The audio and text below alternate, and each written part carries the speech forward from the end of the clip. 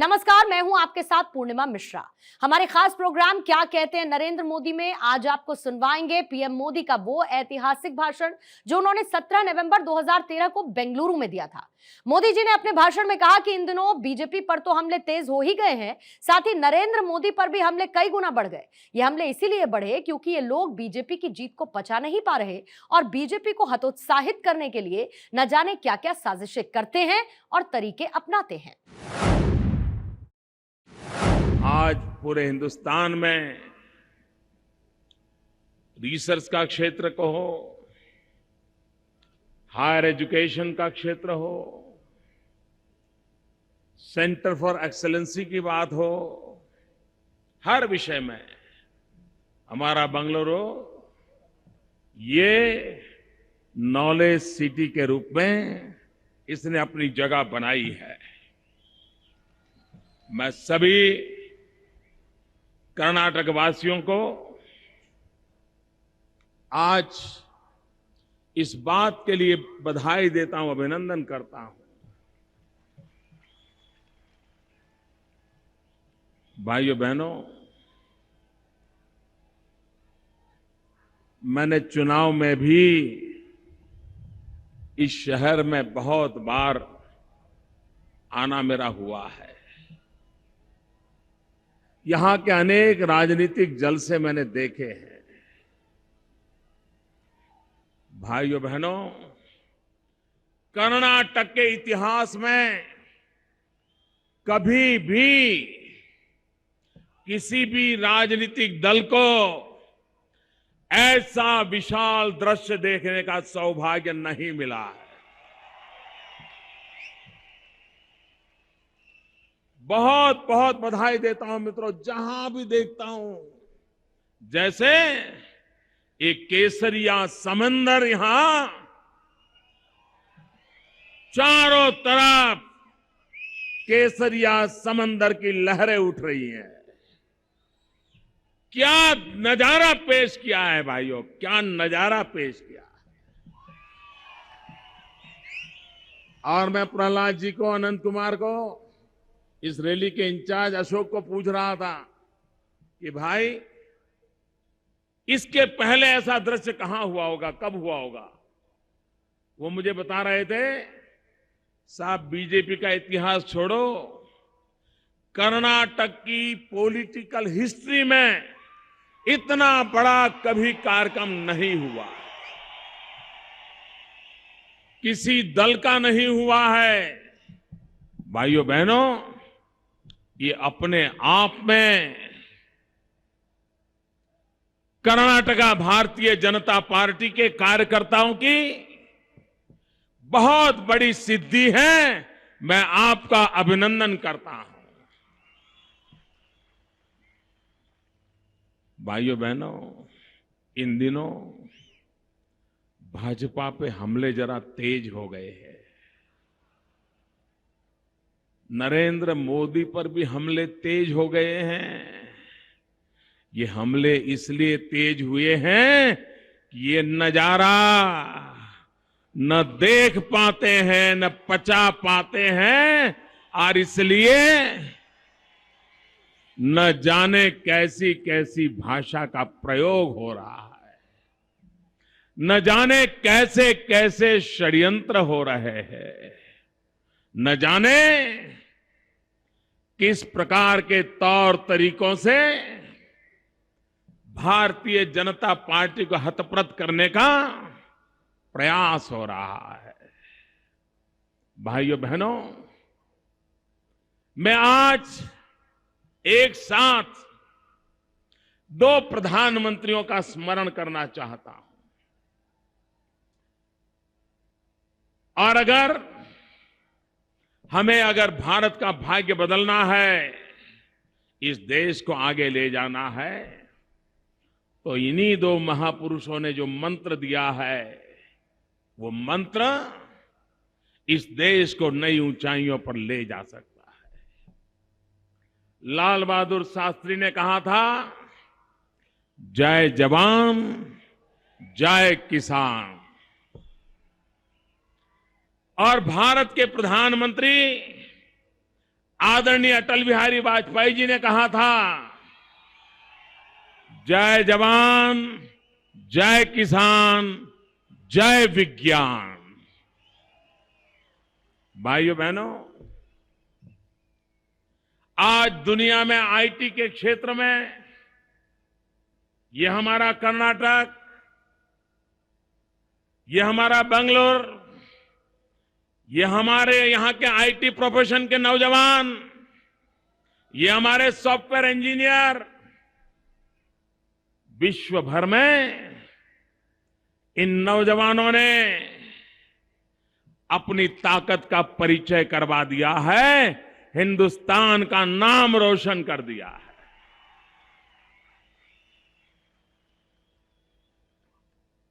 Silicon valley के बाद अगर दुनिया में कहीं सबसे ज्यादा आईटी प्रोफेशन का काम हो रहा है तो उस शहर का नाम है बेंगलुरु, जिस राज्य का नाम है कर्नाटका।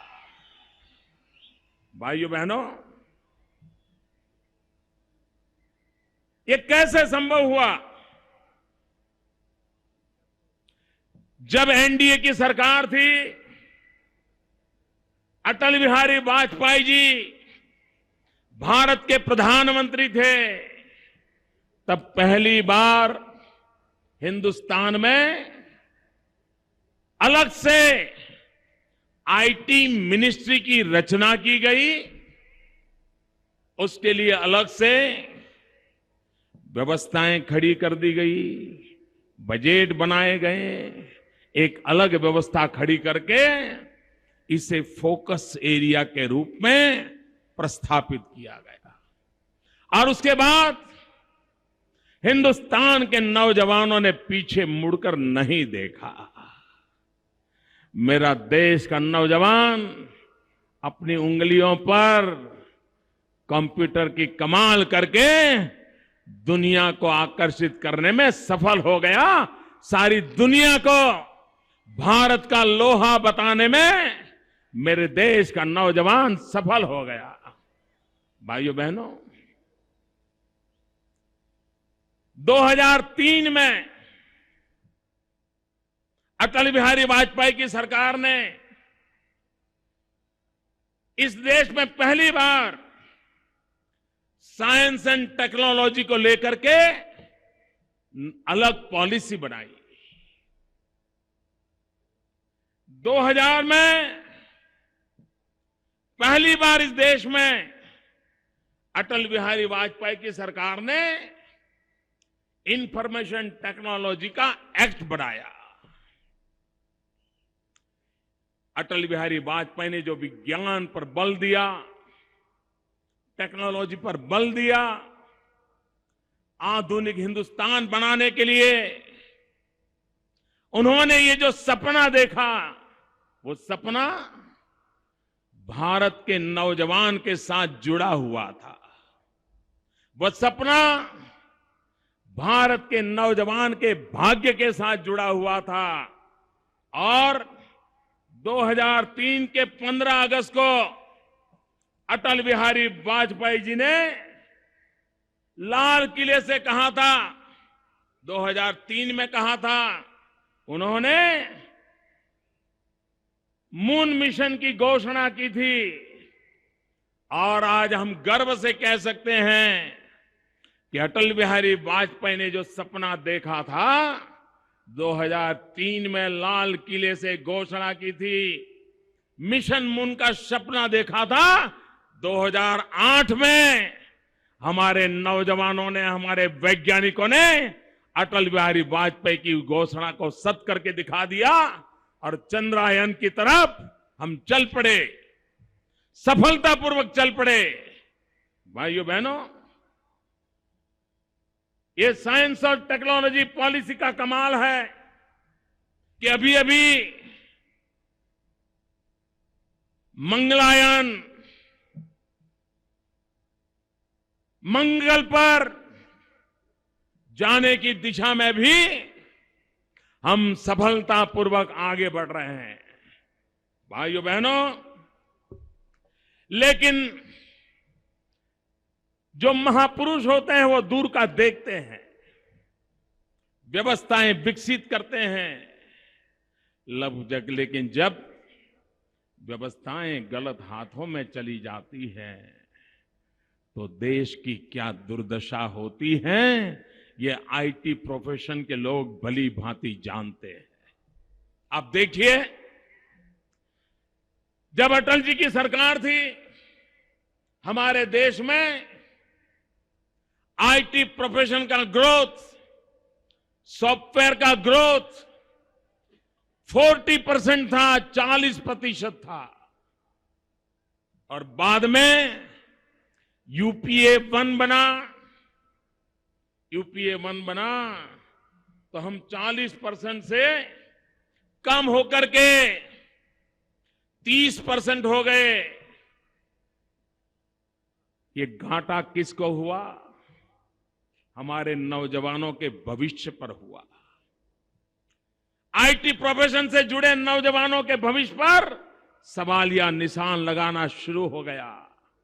भाइयों बहनों, इतना ही नहीं, यूपीए 2 आया तो यही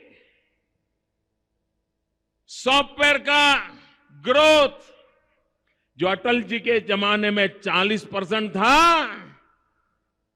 आज वो 9% पर आकर के अटक गया है। आप मुझे बताइए मित्रों, अगर ग्रोथ नहीं होगा तो एक्सपोर्ट कहां से होगा? नौजवानों को रोजगार कहां से मिलेगा? देश में अगर मेरा नौजवान बेरोजगार हो गया तो मेरे देश के भाग्य का क्या होगा? भाइयों बहनों, भारत ने जितनी ज्यादा मात्रा में सेंटर फॉर एक्सेलेंसी का निर्माण करना चाहिए, हम नहीं कर पा रहे। मेरे मन में कभी कभी विचार आता है, दुनिया का सबसे लंबा रेलवे नेटवर्क हिंदुस्तान के पास है। उसमें काम करने की एक्सपर्टाइज लगती है, उसके इंजीनियरों का अलग प्रकार की शिक्षा लगती है, रेल मैनेजमेंट ये अलग प्रकार की क्वालिटी लगती है।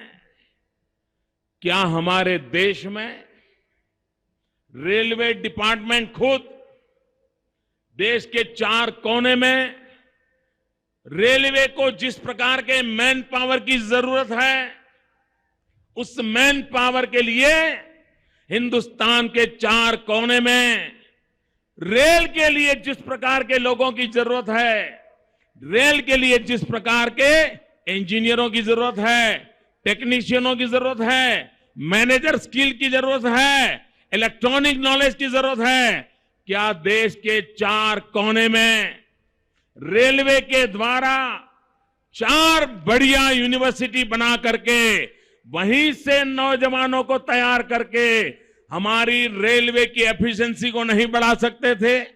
हमारी रेलवे को मॉडर्नाइज नहीं कर सकते थे? हमारी रेलवे को जन साधारण के लिए उपयोगी नहीं बना सकते थे?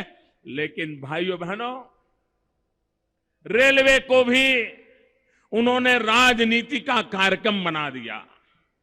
कभी यहां पर एक डिब्बा बढ़ा दो, कहीं यहां पर एक रूट बढ़ा दो, वहां के मतदाताओं को खुश कर दो, चुनाव जीतने के लिए रेल चलाते रहो। इसी का परिणाम है कि आज पूरा रेलवे का तंत्र गड्ढे पे चला गया है। ये इनकी सोच है।